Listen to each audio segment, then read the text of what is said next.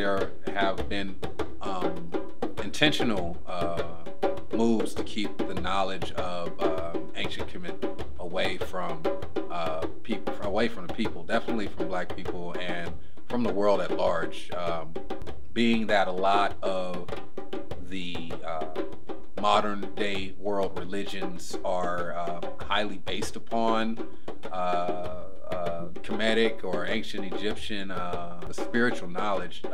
That being the fact, it was necessary, I would say, to hide that information in order to give us a pure dose of indoctrination per se, without us being able to see its ancient origins. Sahu means 9. Okay, Neteru means powers or forces of God. Okay, so, and I'm going to just draw the diagram of what I'm just passed around to you, what's going around. There are three types of persons and 3 levels of being, so to speak. Okay. Okay, so you have the Sahu, the Eb, and the Ba. These are different levels of development, okay, with the in this system, okay.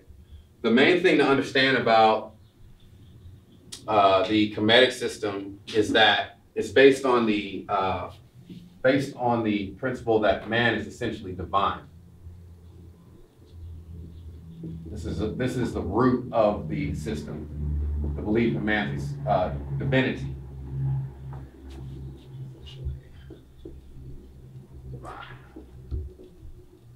Okay. All right, so unlike other religious systems where man is seen as essentially sinful, essentially his flesh, all this kind of thing, in the Kemetic philosophy, man is essentially divine. So the most important part of the whole tree is Amen, which is like the root. Okay, we hear people ending prayers, Amen, Amen. Okay, so what Amen represents formless matter and inactive energy. It's the formless state, no forms, no things. It's supposed to represent the original state from which all things come from and return to. So, if you will, okay, Amen is understood to be the highest level of the spirit, okay, where there are no forms. You have no conditionings, no limitations. The direct opposite is our physical side, where all the conditionings, limitations, and all those things manifest. But the identity here in this system is with the true self that resides here at sphere 1. How I like to explain it is just like the process of looking at creation and speculating about, you know, all these things weren't always here. You know, there had to be a point where they started, you know what I mean? There had to be, you know, look at the universe and all the structure of the planets, and the seasons, and all these things. You figure there has to be an intelligence that was responsible for manifesting these things, okay? So our ancestors figured that consciousness, therefore, has to be before energy and matter, because in order for energy and matter to take such organized, scientific, mathematical structure, it requires an intelligence beforehand to set that into place, okay? All right.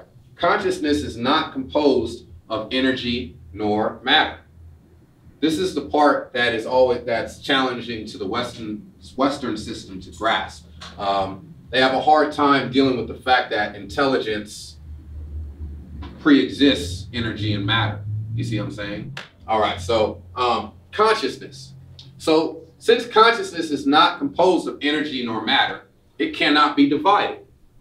All right? Therefore, the consciousness that is within you, consciousness that's within me, okay, it's the same consciousness that existed before the creation of the world.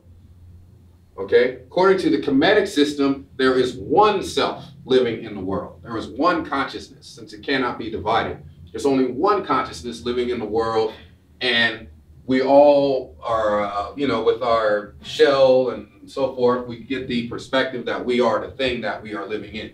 But that's cultural conditionings, okay? According to the Kemetic system, the journey in life is to realize your divine nature, okay? And the tree of life explains how, okay? Information in terms of the gradual progression that one goes through in a year timeline, following the cycles of the sun and the moon and the lunar cycles. And the initiation system of Kemet had two aspects, basically.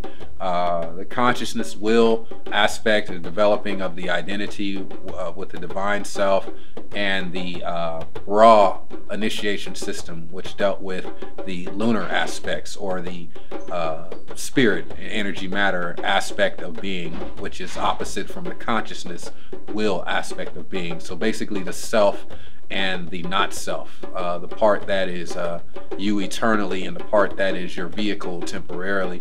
These were the two focuses of the Kemetic spiritual system. Oneness of all. This is omniscience. This is omnipotence. Okay? Now, these are all aspects of the divine. You know what I'm saying? That the divine shares with man. Man in the Kemetic system is seen as a vehicle through which the divine can come into his creation. You see what I'm saying?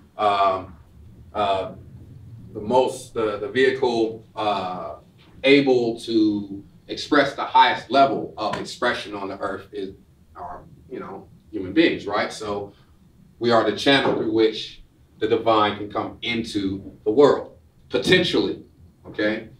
It's not just gonna happen, potentially, okay? All right, so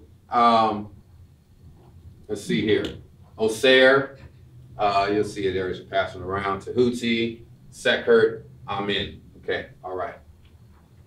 This is the highest level of spiritual development possible to a person, to perceive self as one with all. You know what I mean? To able to attain the peace, to face all the challenges in life correctly, and gain the spiritual power by facing the challenges of life with the peace necessary.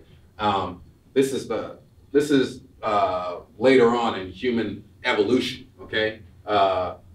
Maybe we'll catch up with where they were in the past sometime, okay? All right, but this level is where we are more familiar with. We're gonna get there real soon. We're much more familiar with what's going on right here. All right, the ebb level, you have Ma'at here, which represents law and order. You'll see that on the transparency as a woman with the feather in her head, representing the feather of truth. The feather in Kemetic spirituality was used as a symbol to measure the weight of the heart. If one was living free from the control of the animal spirit, rage, doubt, fear, lust, anger, greed, if one was living free from these animal instincts, living above those things, then one is living according to divine law. It's one or the other. You either do things because you like it, or you do things because you have a reason why, a purpose why you do those things. You know what I mean? It's one or two things. You're moving on reasoning, or you're moving on just sensuality and impulse and the dark principle, or I don't want to say dark, let's say blind principle, okay? All right, so Ma'at, Herakahuti, okay? These are looked at as like your governing forces. Heru, okay?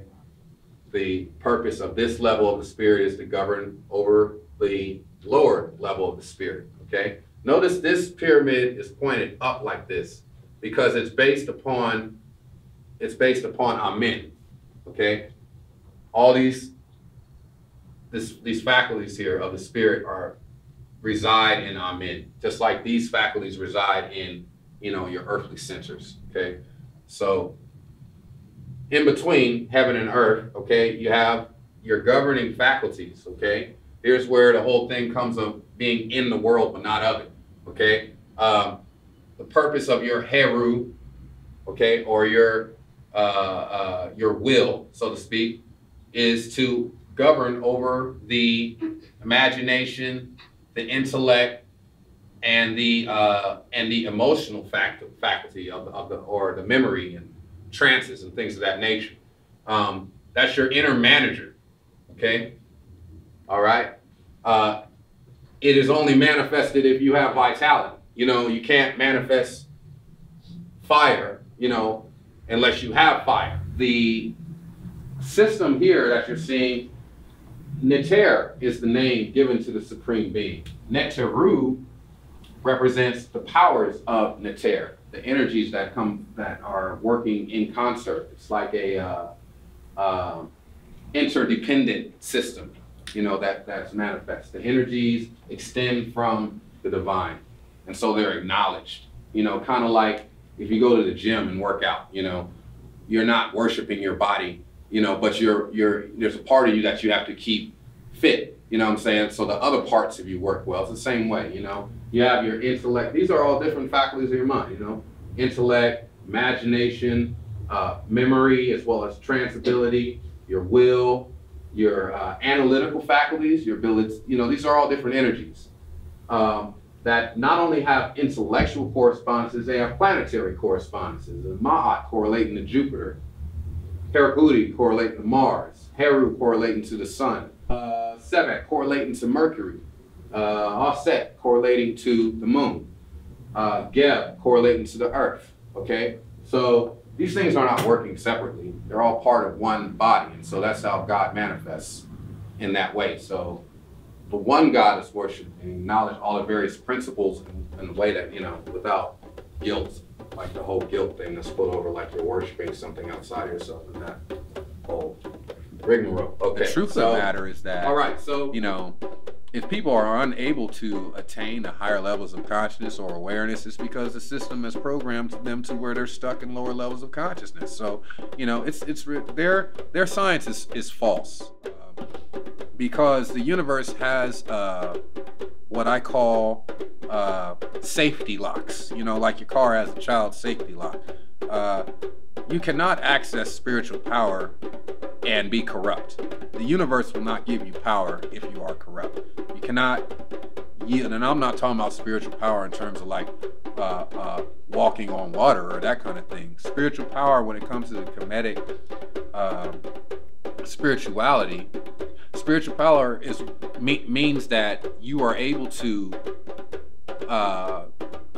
pursue undertakings in life free of opposition. That means that, you know, the universe supports your movements, you know what I mean? You're free of that is spiritual power, not, oh, I can walk through a wall and, you know, that's, no, you know what I mean? Because the greatest power you can have is to have the same force that moves the planets and so forth, moving your life, you know, the same power that digests your food and so forth and so on. That intelligence that transcends your conscious mind, you know what I mean? That's the greatest power. And the only way you can be in line with that is to be in line with the laws that govern your being and so forth and so on. So, you know, Zulu people are like the Bantu, okay, people, okay? In Zulu, the term for God is Muntu, okay? And I'm going to show you how this doesn't just relate with Kemetic philosophy. This is like all through various cultures, okay? The term for God is Muntu, okay? In Zulu, the term for man is also Muntu, same term. So this, you know, these things extend from Kemet all the way down to South Africa, all the way to, you know, South America. You know, these sciences it's universal. That's the beautiful thing about it. You know what I'm saying? That's the beautiful thing about it.